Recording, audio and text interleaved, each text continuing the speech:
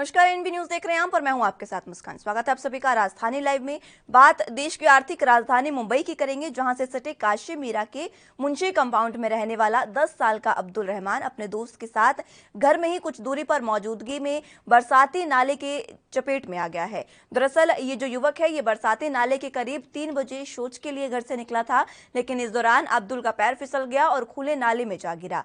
जैसे ही बच्चे के नाले में गिरने की जानकारी स्थानीय नागरिकों को मिली तो उन्होंने पहले खुद उसकी तलाश की। चूंकि 2 दिन से काफी तेज बारिश हो रही है और इसलिए नाले में पानी का बहाव भी काफी तेज था। जल्द स्थानीय निवासियों ने बच्चे के नाले में गिरने की जानकारी मनपा के दमकल विभाग को दी, जिसके बाद दमकल विभाग के कर्मचारी खुले नाले के साथ साथ उन सभी जगहों से नाले के ढक्कन हटाकर बच्चे की तलाश कर रहे थे, जहां उन्हें लगता है कि शायद ये बच्चा वहां मिल जाए। और अभी भी बच्चे की तलाश जारी है। फिलहाल क्या कुछ इसमें अपडेट है, इसमें अपडेट भी संवाददाता से लेंगे।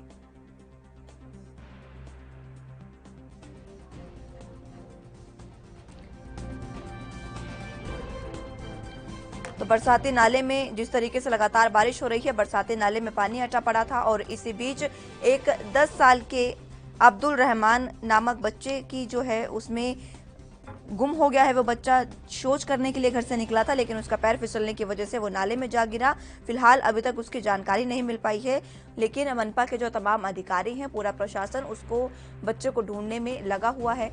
ये बच्चे की तस्वीर है, 10 साल का मासूम बच्चा जो एक बार फिर से इस चपेट में आ गया है। 10 साल का अब्दुल रहमान जो बरसाती नाले में जा गिरा, घर से शौच के लिए निकला था। रात 3 बजे की बात है, जिसके बाद इस बच्चे को ढूंढने की कवायद लगातार जारी है। बता दें कि पिछले कई दिनों से लगातार मुंबई में बारिश हो रही है, जिसकी वजह से बरसाती जो नाला है उसमें पानी पूरा अटा पड़ा था और अब जेसीबी मशीनों की मदद से तमाम जगह जितने भी बरसाती नाले हैं, दमकल विभाग के कर्मचारी भी मौके पर मौजूद हैं और खुले नाले के साथ साथ उन सभी जगहों के नाले से ढक्कन हटाकर भी बच्चे की तलाश की जा रही है, जहां पर लगता है कि शायद बच्चा वहां मिल सकता है। जहां भी बच्चे के मिलने की उम्मीद है, वहीं से उसकी तलाश की जा रही है।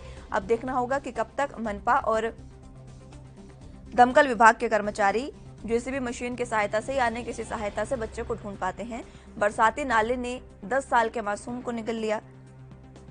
जैसे ही बच्चे के नाले में गिरने की जानकारी मिली, वैसे ही स्थानीय नागरिकों ने इसकी जानकारी प्रशासन को दी, जिसके बाद तमाम कवायद शुरू हो चुकी थी।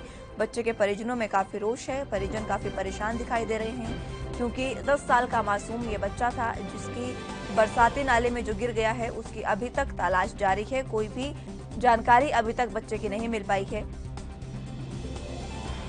उसकी तस्वीरें भी आपको आपके टीवी स्क्रीन पर दिखा रहे हैं। कवायद लगातार जारी है, बच्चे को जेसीबी मशीन की मदद से ढूंढने की कोशिश की जा रही है। मासूम की तलाश में ठाणे महानगर पालिका दर दर की ठोकरें खाने को मजबूर हो गई है। हर जगह बच्चे की तलाश की जा रही है। बच्चे के परिजन इस समय मायूस परेशान हैं, क्योंकि 10 साल का ये मासूम बच्चा था जो बरसाती नाले में गिर गया है।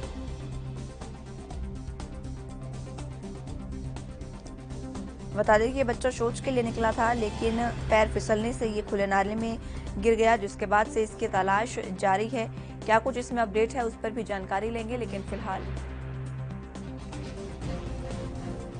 चलिए हमारे साथ संवाददाता सत्यप्रकाश सोनी जुड़ चुके हैं मुंबई से। सत्यप्रकाश, जिस तरीके से 10 साल का ये मासूम बच्चा बरसाती नाले में गिरा है, सबसे पहले तो बीएमसी के जो दावे थे और बीएमसी की लापरवाही सामने आई, और उससे भी पहले जानकारी लेना चाहेंगे कि फिलहाल बच्चे की क्या स्टेटस है।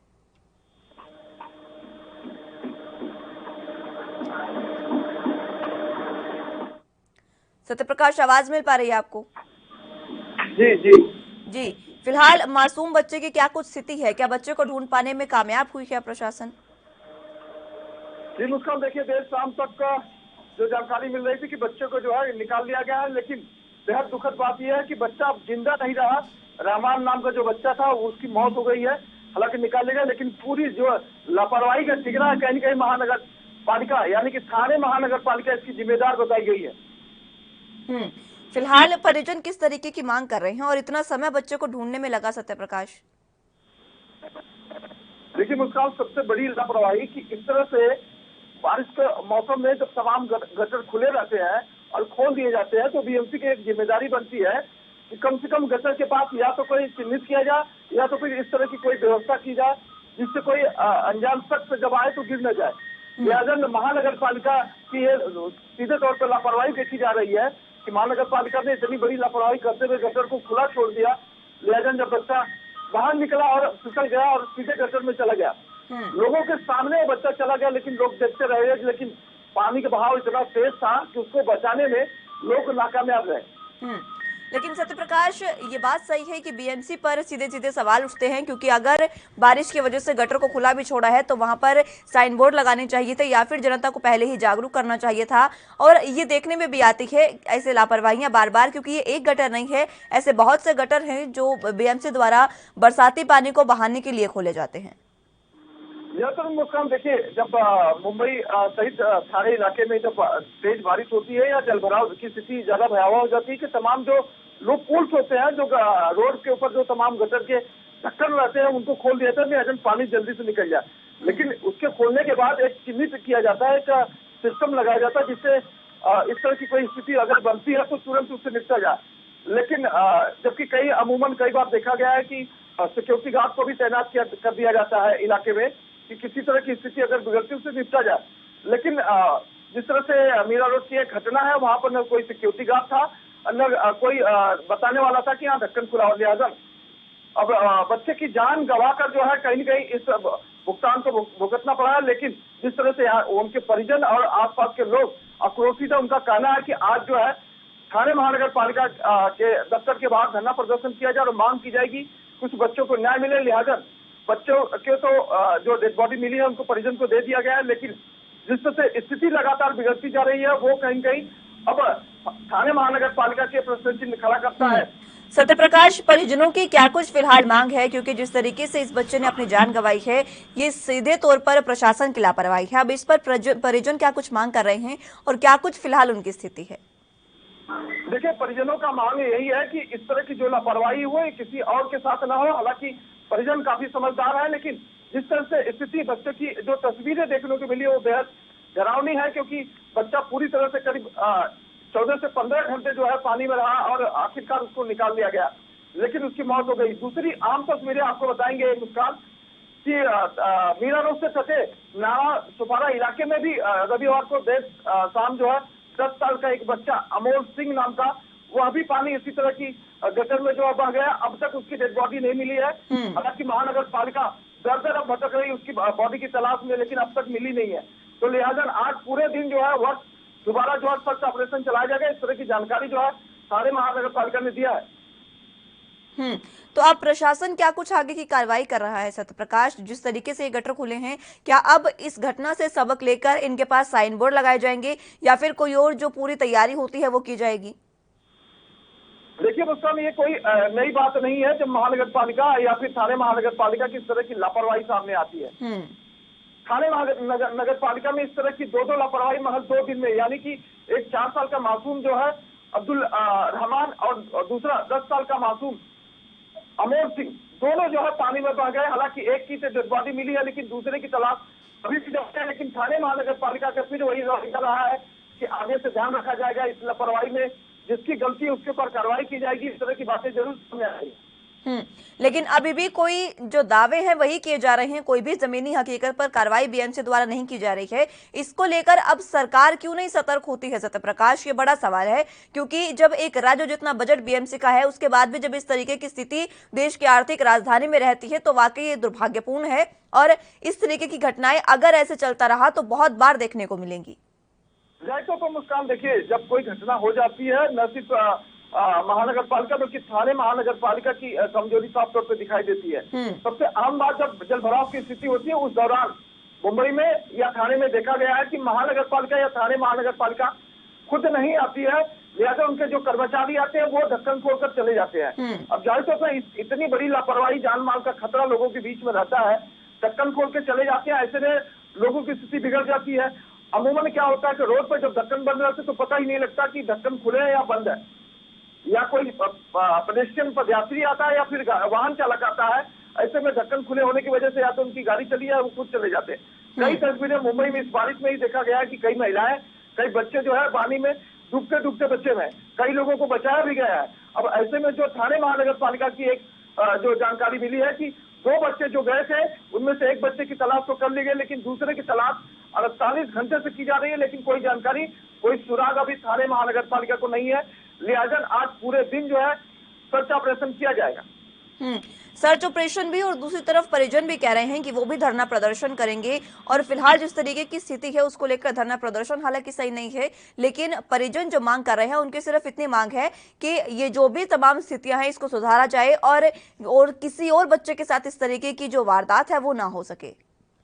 जी मुस्कान, देखिए ये बिल्कुल सही बात है कि इस तरह की स्थिति में धरना प्रदर्शन बिल्कुल लाजमी नहीं है, लेकिन महानगर पालिका की रवैया या आदत हो गई है कि इस तरह से चीजें जब सामने आती है तब उनके ऊपर दबाव बनता है, तब वो हकीकत में कार्रवाई करते हैं। तब ऐसे में आम जनता की जिम्मेदारी भी बनती है कि लगातार बीएमसी महानगर पालिका या थाने महानगर पालिका के ऊपर इस तरह का प्रेशर बनाए और उनके अधिकारियों को जगाए या फिर कार्रवाई करवाए। तो जाहिर तौर पर अगर प्रशासन मुस्तैद पहले से ही होता तो इस तरह की स्थिति बनती नहीं किसी को धरने की पर बैठने की नौबत आती। लेकिन जिस तरह से लापरवाही देखी गई है, दो मासूमों ने अपनी लगभग जान गंवा दी है, इसका जिम्मेदार भी थाने महानगर पालिका ही होनी चाहिए। अगर कार्रवाई होती है तो थाने महानगर पालिका के ऊपर ही होनी चाहिए। इस तरह की मांग जो है परिवार की है। बिल्कुल, बहुत शुक्रिया सत्य प्रकाश हमारे साथ जुड़ने के लिए और तमाम जानकारी के लिए। तो अब बात दिल्ली की करेंगे, जहां पर प्रदेश कांग्रेस कमेटी के अध्यक्ष अनिल कुमार ने कहा है कि मानसून की बारिश से हुए जलभराव ने दिल्ली की केजरीवाल सरकार और बीजेपी शासित दिल्ली नगर निगम द्वारा नालों की 100% सफाई के दावों की पोल खोल कर रख दी है। उन्होंने कहा कि जब बीजेपी शासित दिल्ली नगर निगम और पीडब्ल्यूडी विभाग द्वारा नालों से गाद पूरे तरीके से निकाल ली गई थी, तब दिल्ली की सड़कों पर जल जमाव कैसे हो रहा है। उन्होंने कहा कि डिस्टिलिंग पर हुए भ्रष्टाचार की जांच विजिलेंस द्वारा होनी चाहिए। साथ ही उन्होंने ये भी कहा कि दिल्ली सरकार और बीजेपी शासित दिल्ली नगर निगम द्वारा केवल कागजों में ही नालों की सफाई होती है। वास्तविकता मानसून के दौरान दिल्ली वालों के सामने है। हर साल दिल्ली सरकार के अंतर्गत PWD, irrigation and flow development, DSIDC, APMC और दिल्ली नगर निगम मानसून से पहले ही अपने अधीन नालों की सफाई का दावा पेश करते हैं, लेकिन डिसिल्टिंग भ्रष्टाचार का एक बड़ा जरिया होने के कारण बीजेपी और आम आदमी पार्टी की सरकार हर नालों की सफाई के नाम पर हजारों करोड़ भ्रष्टाचार करके डकार जाती है। उन्होंने कहा कि दिल्ली सरकार और बीजेपी के निकम्मेपन के कारण ही मानसून की बारिश के बाद दिल्ली में घंटों तक कई किलोमीटर तक यातायात जाम होने की वजह से लाखों रुपए का डीजल पेट्रोल खर्च होता है और वाहन एक ही जगह पर खड़े रहते हैं, इसलिए उनका समय भी लोगों का नष्ट इस दौरान होता है। ये तमाम जो आरोप है वो लगाए गए हैं। वहीं कांग्रेस ने केजरीवाल सरकार और बीजेपी पर यह तंज कसा है। प्रदेश कांग्रेस कमेटी के अध्यक्ष ने ये आरोप लगाए हैं। ज्यादा जानकारी के साथ दिल्ली से संवाददाता राजीव तिवारी हमारे साथ मौजूद हैं। राजीव, जिस तरीके से अब आरोप लगाए गए हैं उससे पहले हमने ये भी देखा कि किस तरीके की स्थिति थी। अगर प्रहलादपुर अंडरपास की बात करें तो वहां पर स्विमिंग पूल वो जो अंडरपास है वो बन गया था। देखिए, बिल्कुल सही कहा आपने। दिल्ली के तमाम अंडरपास की बात करें तो वहां पर स्विमिंग पूल नहीं कह सकते, हम ये कह सकते हैं कि पूरे हर तरीके से जल भरा बन चुका था, क्योंकि लोग बाग जो थे उसके अंदर इतना पानी जमा था कि लोग बाग डूब सकते थे। मगर जिस तरीके से गाड़ियां गई तो वो भी कहीं ना कहीं बंद हो गई और डूब गई और कहीं ना कहीं उनको निकालने के लिए काफी मशक्कत करनी पड़ी। मगर ये चीज सारी एक चीज दर्शाता है कि निगम के द्वारा जितनी भी कार्रवाई की गई है या फिर दिल्ली सरकार के द्वारा पीडब्ल्यूडी के द्वारा जितनी भी कार्रवाई की गई है वो सिर्फ कागजों में की गई है, ना कि धरातल पर। अगर धरातल पर की जाती तो स्थिति इस तरीके की नहीं बनती। और दिल्ली के अंदर तमाम जगहों पर जितने भी अंडरपास थे, चाहे वो इंदर लोक हो, कह सकते हैं मिंटो ब्रिज हो या फिर कहें प्रहलादपुर हो, तमाम जो अंडरपास थे उन्हीं की हालात जो थे वो इसी तरीके की थी। लोग बहुत घंटों तक जाम में फंसे रहे। और दूसरा, जो अंडरपास थे वहां पर जल भराव की स्थिति इतनी बनी हुई थी और लोगों को काफी मशक्कत का सामना करना पड़ा, और यही वजह है कि कांग्रेस के अध्यक्ष ने इस तरीके से आरोप लगाए हैं केजरीवाल सरकार पर और बीजेपी शासित नगर निगम पर, क्योंकि दोनों ही सरकारें यहां पर है लेकिन काम किसी के भी अंडर नहीं हुआ है। देखिए, बिल्कुल सही कहा आपने। बात करें यहाँ पे दुर्गेश पाठक की, यानी कि आम आदमी पार्टी के, तो उन्होंने भी कहा था कि पीडब्ल्यूडी ने मानसून से पहले नालियों की और सीवरों की सफाई की गई है, निगम ने नहीं की गई है इस तरीके को। और निगम ने कहीं ना कहीं भ्रष्टाचार किया है और जो ठेका दिया गया था सफाई करने के लिए वो भी करोड़ों रुपए का है। और वही चीज अब निगम की तरफ से भी लगाई गई थी। मगर जिस तरीके से आम आदमी कह सकते हैं कांग्रेस पार्टी की तरफ से जो दिल्ली प्रदेश अध्यक्ष है अनिल कुमार जी, उन्होंने जिस तरीके से आरोप लगाया कि दिल्ली सरकार के द्वारा यानी पीडब्ल्यूडी के द्वारा द्वारा जितनी भी सफाई की गई है सिर्फ कागजों में की गई है। वही चीज निगम के यानी कि एमसीडी के द्वारा भी किया गया है और हजारों करोड़ों रुपए का जो घोटाला है सफाई के नाम पर वो सिर्फ डकार लिया गया है। मगर सीधे सीधे कहे तो कहीं ना कहीं भ्रष्टाचार की जो लीपाप होती है वो भी देखने को मिल रही है। और क्योंकि सरकारें जो है बड़े बड़े वादे जरूर करती है मानसून से पहले कि हमने पूरी तैयारी कर रखी है, हर बार का यही स्थिति होती है कि हर बार यही कहा जाता है कि स्थिति पूरी कंट्रोल में है, मानसून आएगा तो वो पूरी तैयारी कर चुके हैं। मगर जैसे ही मानसून की पहली बारिश होती है तो स्थिति बिगड़ती हुई नजर आती है और यही चीज और पहली बारिश तमाम दावों की पोल खोलती भी नजर आती है। फिलहाल मौसम कैसा है दिल्ली में राजीव? दिल्ली बिल्कुल देखो बिल्कुल बता दें, जिस तरीके से मौसम की बात करें तो लगातार अभी भी मानसून बना हुआ है और लगातार बारिश हो रही है और कहीं ना कहीं लोगों को दिक्कतें भी हो रही है। मगर जगह जगह वाटर लॉकिंग की समस्या बनी हुई है और वही चीज यही चीज दर्शाती है कि सीवरों की सफाई नहीं की गई है, नालियों की सफाई नहीं की गई है, जिसकी वजह से सड़कों पर पानी भरा हुआ है और ट्रैफिक व्यवस्था जो है वो चरमाती गई है। और कहीं ना कहीं जनता जो है अभी भी सड़कों पर पानी मौजूद है? देखिए बिल्कुल सही कहा आपने। यहाँ पर बात करें सड़कों पर अभी भी जैसे जैसे बारिश होती चली जा रही है वैसे वैसे सड़कों पर पानी जमा हुआ है। और यहाँ तक कि अब दिल्ली के सदर बाजार थाने की बात करें तो खुद थाने के बाहर और एमसीडी का जो ऑफिस है चंद कदमों की दूरी पर है और वहां पर भी इस तरीके का पानी का जो समस्या है वो बिल्कुल बनी हुई है। मगर प्रशासन सिर्फ आंख बंद करके बैठा हुआ है, ना ही जनता के बारे में सोचा जा रहा है। और सड़कों पर और इसी के साथ बड़ा सवाल ये है राजीव कि कल ये बारिश हुई थी और बारिश रुक भी गई थी हालांकि कुछ समय बाद, लेकिन उसके बावजूद भी अभी तक पानी मौजूद है सड़कों पर, यानी कि साफ तौर पर भ्रष्टाचार तो यहां पर देखा जा रहा है। अमूमन ये होता है कि अगर पानी जमा भी होता है तो वो 2 से 3 या 4 घंटे के अंतराल पर निकल जाता है, लेकिन अभी तक अगर पानी जमा है तो ये वाकई सरकार की बड़ी लापरवाही है। देखिए बिल्कुल सही कहा आपने। यहाँ पर बात करें लापरवाही की और भ्रष्टाचार की, दोनों ही तरफों से यही चीज देखने को मिल रही है। मगर जिस तरीके से रात को बारिश बंद हो चुकी थी, अब मगर जैसे ही अब सुबह की लगभग 8 बजे करीब बारिश फिर दोबारा से स्टार्ट हो गई और कहीं ना कहीं जो स्थिति है फिर दर्शाती यही नजर आ रही है कि सरकार जितने भी दावे कर ले धरातल पर सब जीरो किए जाता है। यानी कि सीधे सीधे कहें तो धरातल पर सिर्फ काम नहीं किया जाता है, सिर्फ कागजों में काम किया जाता है। और उसी का जो पैसा होता है वो सरकारें मिल बांटकर यानी कि जो अधिकारी होते हैं वो मिल बांटकर खा लिया जाता है और कहीं ना कहीं जनता सिर्फ परेशान होती नजर आती है। जी बिल्कुल, लेकिन अब जनता आखिर करे भी क्या? क्योंकि देखिए जनता ने तो इनको वोट देकर बिठा दिया है। अब यही भ्रष्टाचार अधिकारी अगर इस तरीके की कार्रवाई करते हैं, अगर इस तरीके से काम नहीं करते हैं तो जिम्मेदारी तो इन्हीं की है। जनता आगे अब निकाय के चुनाव भी होने वाले हैं, उनमें जनता बता देगी।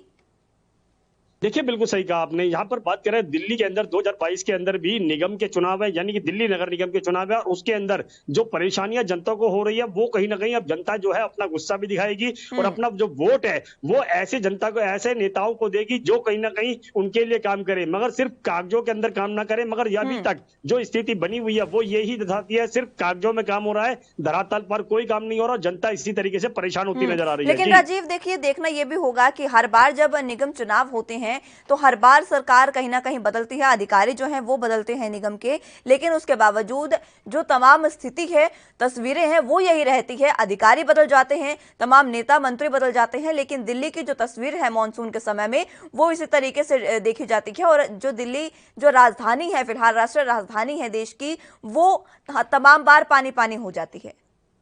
देखिए बिल्कुल सही कहा आपने। यहाँ पर बात करें अधिकारी बदल जाते हैं, हर साल अधिकारी बदलते हैं, चाहे वो मेयर हो या फिर एमसीडी के अधिकारी हो। यहाँ तक जिस तरीके से आम आदमी पार्टी कह रही है कि निगम के द्वारा एमसीडी के अंदर जो भाजपा की निगम सरकार है वो कहीं ना कहीं भ्रष्टाचार कर रही है और कहीं ना कहीं कांग्रेस को, आम आदमी पार्टी को मौका मिलना चाहिए और कहीं ना कहीं वो भ्रष्टाचार दूर करेगी। मगर जो स्थिति है वो कहीं ना कहीं यही दर्शाती है कि सिर्फ कागजों में ही काम होता है, ना कि धरातल पर। और जनता जो है वो इसी तरीके से परेशान रहती है। अधिकारी बेशक बदल जाए मगर काम फिर भी नहीं होता है। जी तो अब जनता का क्या कुछ रुख है? क्या इस बार जनता ने परिवर्तन का मन बना लिया है राजीव?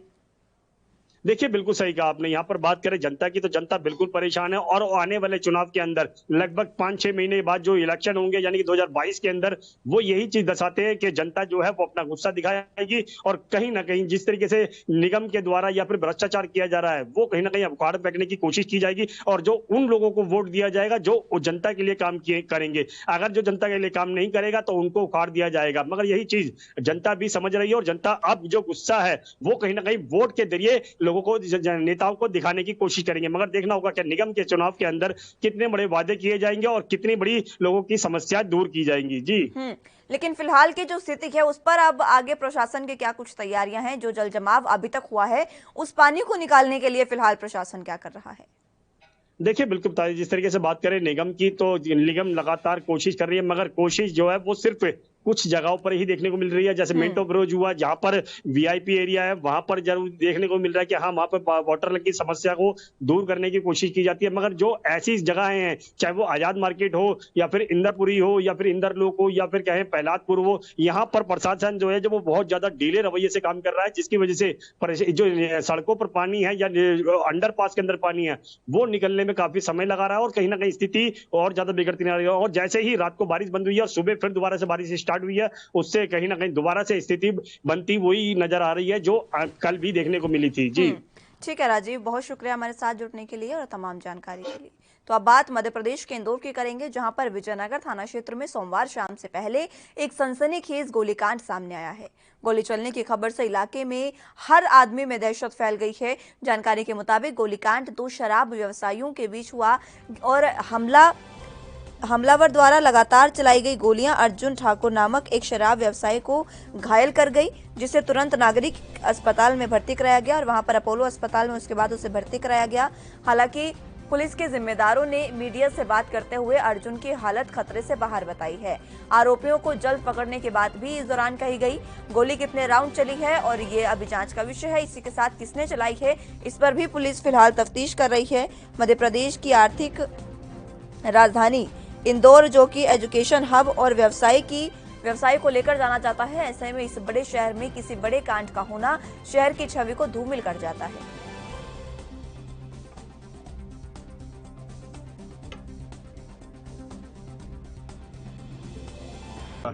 इंदौर शहर के कुछ शराब व्यवसायी हैं, इनकी कुछ आपस में बातचीत के दौरान एक पक्ष ने दूसरे पक्ष के एक युवक को गोली मारी है। जो घायल हुआ है वो राष्ट्रीय अपोलो में अभी भर्ती है। अभी उसकी हालत खतरे से बाहर बताई जा रही है और प्रारंभिक तौर पे ये जानकारी प्राप्त हुई है। अभी पुलिस जो प्रारंभिक बातचीत हुई है उसमें 2 लोगों के नाम आ रहे हैं, तो जो इनपुट मिले हैं उसके आधार पर हम लोग इसमें प्रकरण दर्ज कर रहे हैं और शीघ्र ही आरोपियों को हम लोग इसमें गिरफ्तार कर लेंगे। हाँ, जो घटना के यहाँ पर कैमरा है, यहाँ पर उसकी रिकॉर्डिंग है, इसकी अभी जानकारी प्राप्त हुई है, तो उसको भी देखा जा रहा है, उसमें क्या तथ्य हैं उसको भी हम लोग इन्वेस्टिगेशन में शामिल करेंगे। इन्होंने गोली चलाई, उनके कुछ नाम सामने आए। चलिए, इसी पर ज्यादा जानकारी के साथ गणेश तिवारी इंदौर से संवाददाता हमारे साथ जुड़ चुके हैं। गणेश, जिस तरीके का ये मामला है, जिस तरीके से 2 शराब व्यवसायियों के बीच में गोलीकांड हुआ, फिलहाल इसमें क्या कुछ अपडेट है? देखिए मुस्कान, सबसे पहले अगर बात करें इंदौर की बात करें तो मध्य प्रदेश की आर्थिक राजधानी इंदौर जो है एजुकेशन हब के नाम से जाना जाता है और व्यवसाय हब के नाम से भी जाना जाता है। ऐसे में निश्चित तौर पर ऐसी घटनाएं कहीं ना कहीं इंदौर में इस तरह के कांड होना कहीं ना कहीं इंदौर पर एक दाग लगाता है और पुलिस प्रशासन की कार्रवाई पर भी कहीं ना कहीं प्रश्न चिन्ह उठते हैं। बात करें अगर तो जहां कमलनाथ सरकार की पूर्व में कमलनाथ की सरकार थी, कमलनाथ सरकार के नेतृत्व में गुंडा अभियान चलाया गया था, जिसके बाद गुंडों में हालांकि दहशत का माहौल था और गुंडे ऐसे किसी भी कार्य को अंजाम देने से पहले एक बार सोचते थे। और इसके बाद मध्य प्रदेश में शिवराज सरकार आई और शिवराज के सरकार के नेतृत्व में भी हालांकि बुलडोजर अभियान चलाया गया। अगर कोई भी गुंडा था तो उसके यहाँ पर बुलडोजर से उसके अवैध निर्माण को ध्वस्त कर दिया जाता था। लेकिन हालांकि अब वो अभियान, बुलडोजर अभियान कहीं ना कहीं ठंडे वस्ते पर चला गया और इसी का वजह रही कि 2 शराब व्यवसायियों के बीच में इस तरह का गैंगवार हुआ कि लोग भी, पूरा इंदौर वासी और आसपास के लोग वहां पर विजयनगर क्षेत्र के दहशत में आ गए। और पूरा मामला अगर बात करें तो शराब की दुकान पर कब्जे को लेकर है, जहां पर आपसी अनबन की वजह से और सुलह के मामले को लेकर शराब व्यवसायी के सिंडिकेट ऑफिस पर पहुंचकर दिन दहाड़े जो है उसे गोली मार दी गई। जो गोली जिसको मारी गई है उस व्यक्ति का नाम हालांकि अर्जुन ठाकुर बताया जा रहा है। वहीं अगर जो मानने वाले हैं, जो व्यक्ति हैं, उनके नाम हेमू ठाकुर, चिंटू ठाकुर और सतीश भाऊ नाम आ रहे हैं, ऐसे नाम आ रहे हैं। साथ ही साथ अगर मुस्कान सबसे बड़ी बात करें तो जिन लोगों ने गोली कांड में साथ दिया है, गोली मारी है, उनके कई बड़े राजनेताओं से भी नाम जुड़ते नजर आए, चाहे वो पूर्व मंत्री सज्जन सिंह वर्मा हो या फिर अभी वर्तमान की विधायक और पर्यटन मंत्री उषा ठाकुर हो। कई लोगों से इनके नाम जुड़ते हुए नजर भी आ रहे हैं। तो इस तरह की हालांकि जो कांड हुआ कहीं ना कहीं पुलिस प्रशासन की कार्रवाई पर भी लगातार प्रश्न चिन्ह उठता है, क्योंकि बिल्कुल, शहर क्योंकि में अगर देखिए इंदौर इस में तरीके का अगर पूरा कांड होता है, गोलीकांड इस तरीके से होता है, तो कहीं ना कहीं शहर की छवि तो धूमिल होती ही है। साथ ही साथ प्रशासन के जो दावे हैं, तमाम जो उनके अधिकार जिम्मेदारी है, उस पर भी सवालिया निशान लगते हैं, क्योंकि जब प्रशासन ही अपना खौफ बनाने में कामयाब नहीं है, तो आखिर कैसे जो शहर है उसकी कानून व्यवस्था और सुरक्षा व्यवस्था काबिज रहेगी। निश्चित तौर पर देखिए मुस्कान, अगर हम वहां पर भी देखें तो जो अर्जुन ठाकुर के समर्थक थे, पुलिस की मौजूदगी फिर वहां पर पत्थर बरसाते हुए, ऑफिस में तोड़फोड़ करते हुए भी दिखे, जहां पर पुलिस के जवान खड़े हुए थे। इसके बाद भी पुलिस के जवान उन्हें नहीं रोक पाए, हालांकि समझाते हुए जरूर नजर आए, लेकिन इसके बाद भी किसी तरह का कोई भी एक्शन मोड पर पुलिस के जवान नहीं दिखे। तो कहीं ना कहीं ये बात साफ जाहिर होती कि पुलिस जो है, पुलिस के अधिकारी जो है नेताओं के दबाव में होते हैं, और यही वजह है कि माफियाओं पर तुरंत जो है एक्शन नहीं ले पाते हैं।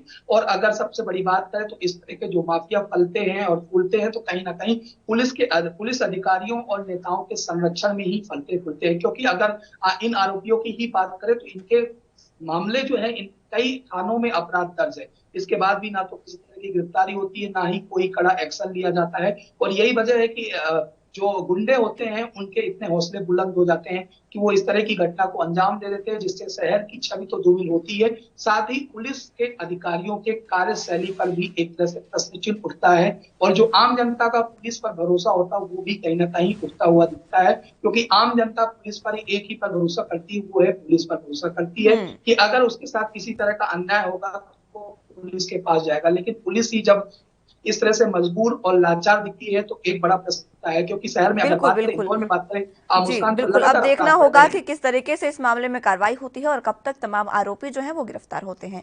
बहरहाल बहुत शुक्रिया गणेश हमारे साथ जुड़ने के लिए और तमाम जानकारी के लिए। तो फिलहाल के लिए राजधानी लाइव में मेरे साथ बस इतना ही। अब जुड़े रहिए एनबी न्यूज के साथ। नमस्कार।